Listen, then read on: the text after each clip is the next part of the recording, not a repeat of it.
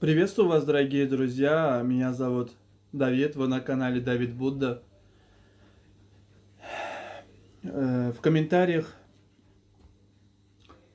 в личке у меня часто спрашивают, да не то чтобы в комментариях, а в жизни у меня часто спрашивают, когда ты женишься, когда будешь заводить детей. Насчет женитьбы я уже, в принципе, отвечал. Могу я максимум сожительствовать с какой-нибудь женщиной, девушкой, неважно. Но жениться я не собираюсь, потому что считаю, что это бессмысленная затея, которая за собой ничего не носит. Если женитьба за собой что-то тащила бы, так много разводов не было бы. Начинаем с России, заканчивая в Европе, даже в мусульманских странах. Но хотел бы ответить на вопрос с детьми. Давид, когда ты собираешься заводить детей? Я отвечу на этот вопрос. И что я думаю вообще про детей, про заводить детей, не заводить детей. Что я про это думаю, я скажу и надеюсь... Возможно, я сниму вторую часть, но надеюсь, что с этим этот вопрос закончится. Во-первых, вы должны понимать, зачем вам нужны дети. С древних времен детей люди рожали, чтобы эти дети вырастут и будут носить стакан воды своим больным родителям или смотреть за больными родителями. Но сейчас мы живем в 21 веке, 2019 году. Вы смотрите это видео. Я считаю, что в сегодняшний день в стакане воды никто не нуждается. Ни жена, ни муж, ни дети, ни отцы, ни матери. Есть специальные учреждения, есть специальные места, санатории, дома прекрасные для престарелых. Я не знаю, как в России, по крайней мере, в Европе, в Турции. Нормальные дома для престарелых, там замечательно ухаживают за людьми.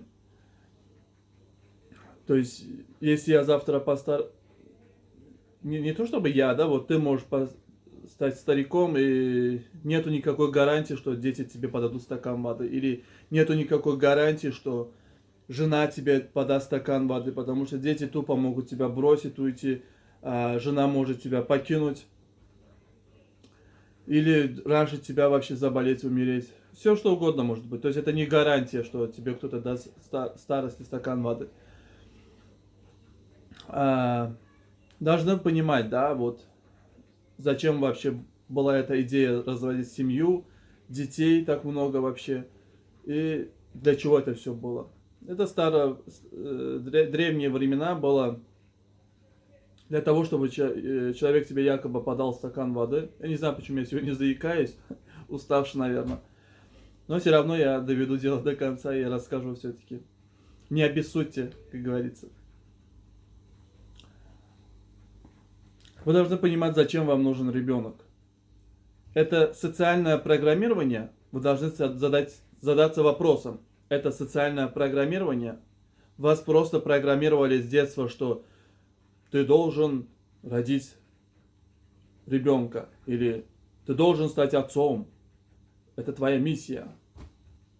Если это социальное программирование, забей. Если это не социальное программирование, у тебя есть какая-то там наследство, есть династия какое-то, если ты себя считаешь Людовиком II или там Карлом V, то, пожалуйста, продолжай свой род. Замечательная идея, чтобы продолжить свою династию. Если нет, ответь мне, сколько у тебя на данный момент есть денег, чтобы заводить детей? У тебя есть деньги, да, вот в Европе определили конкретную статистику, что с нуля, с рождения до 18 лет, чтобы вырастить полноценного ребенка, ни в чем ему не отказывать, нужно минимум 350-400 тысяч евро. В России это 250-240 тысяч евро, долларов точнее. Есть у тебя такие деньги? Нет. Так зачем тебе этот ребенок, приводить его в такой ужасный мир, чтобы он нуждался в чем-то, чтобы он страдал, чтобы он стал таким же идиотом, как твой сосед, который сидит во дворе, семки грызет, пьет пиво, пьет водку или станет наркоманом. Как ты будешь вообще воспитывать своего ребенка? Ты об этом думал? Ты будешь ему говорить, что сынок, сигареты курить нельзя. Вот так ты будешь воспитывать своего ребенка? Какую литературу ты читал по воспитанию детей? Есть минимум 10 книг, которые тебе нужно прочитать. Это минимум для воспитания своих детей. Понимаешь? Подруга или бро.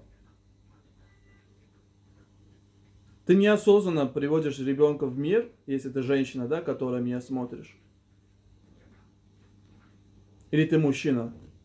Вы неосознанно приводите ребенка в этот мир, потом начинаете думать: о господи, теперь же ему нужны памперсы, теперь же ему нужна обувь. Ты хочешь, чтобы твой ребенок одевал специальную обувь, чтобы он не стал никаким инвалидом, чтобы у него не было плоскостопия. Или ты будешь одевать своего ребенка китайскую обувь? Да, похрен, пускай растет, как все цыгане, пускай растет. Ну, пускай цыгане не обижаются, да, в том смысле цыгане, которые на улице живут. Им похуй на своих детей. Есть такие цыгане.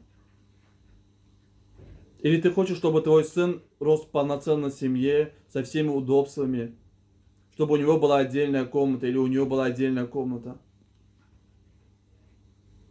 Зачем тебе ребенок?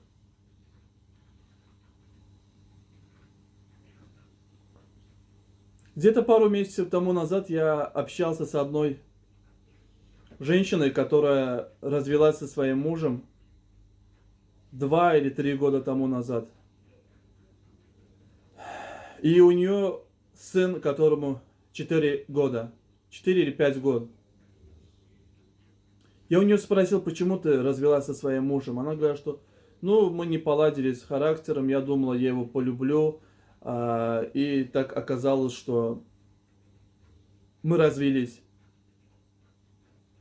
Говорю, теперь твой ребенок будет расти в неполноценной семье. Почему неполноценно? Он встречается со своим отцом, он видит своего отца. И когда я с ней общался по телефону, она сказала, пришел отец ребенка, ребенок сейчас с отцом общается, и говорю, что а ты почему не выходишь, не встречаешься с отцом? Я не хочу, говорит, его видеть. Говорю, хотя бы ради ребенка выйди, обнимись со своим бывшим мужем, или там пококетничай, чтобы ребенок видел, что вы не расстались, чтобы ребенок думал, что вы якобы вместе. То есть такие...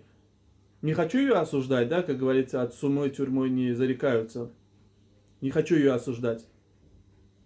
Но я просто пример привел.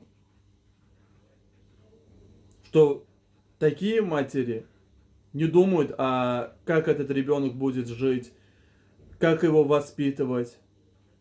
И этого ребенка я тоже видел, кстати. Он ругается, пинается, кричит постоянно, камнями бросается. Вам нужны такие дети, друзья?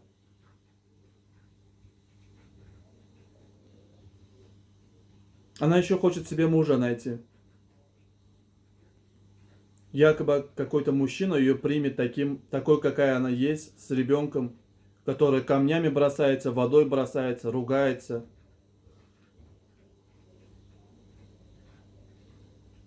Вы тоже хотите стать такой матерью, которая тупо выходит замуж, тупо рожает ребенка, тупо расстается, сама не знает зачем, почему.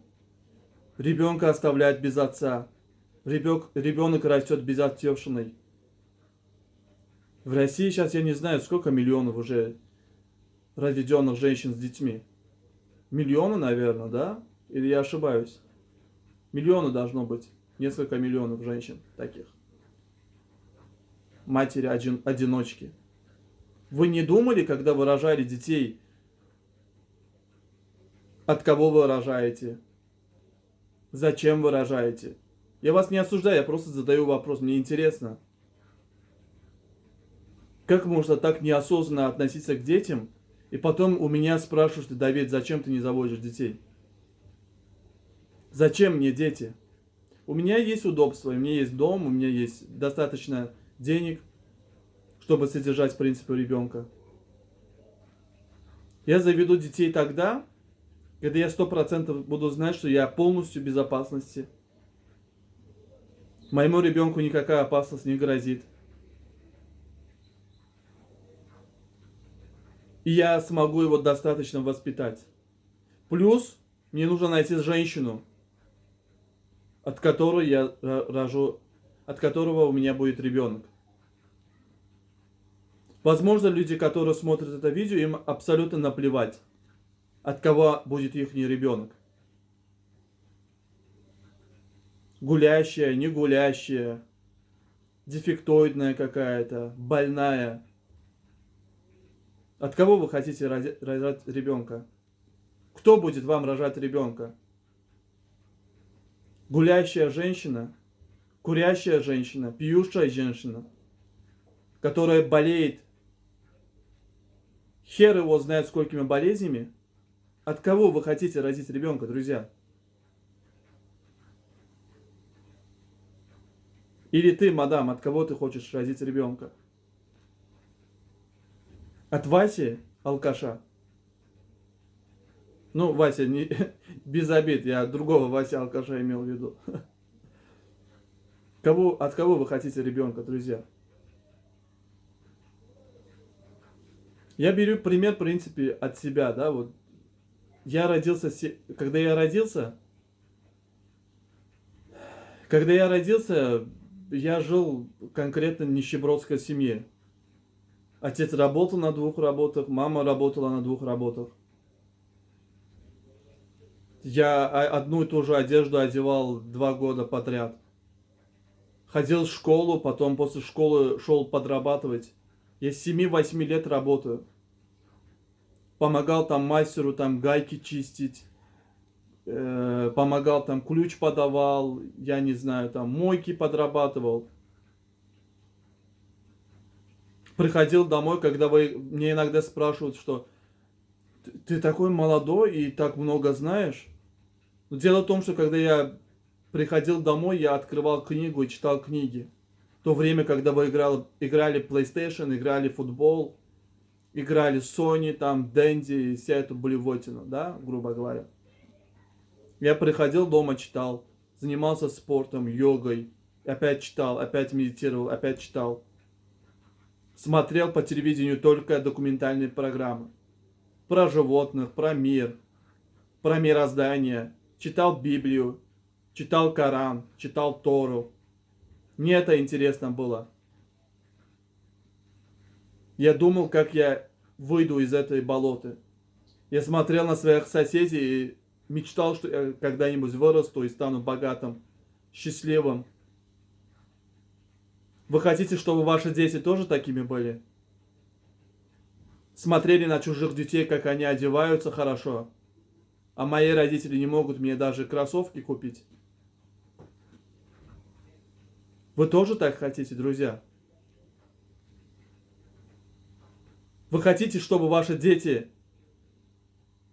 жили так же, как и вы? Вы хотите, чтобы у ваших детей было такое же детство, как и у вас? У вас совсем нету совести, друзья. Будьте милосердными, друзья. Любите людей, любите особенно детей. Дети – это наше будущее.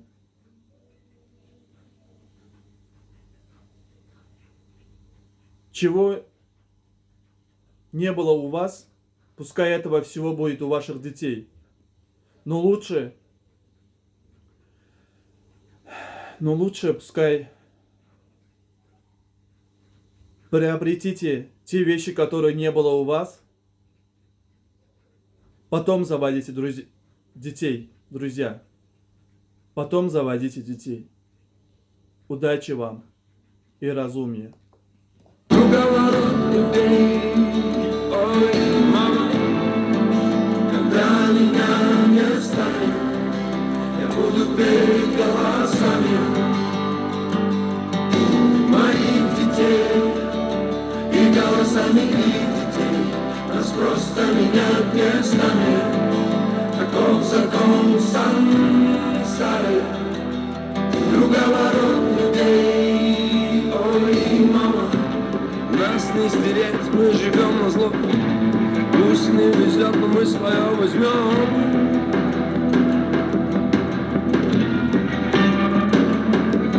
Это небо вместо сцены, здесь все вверх ногами.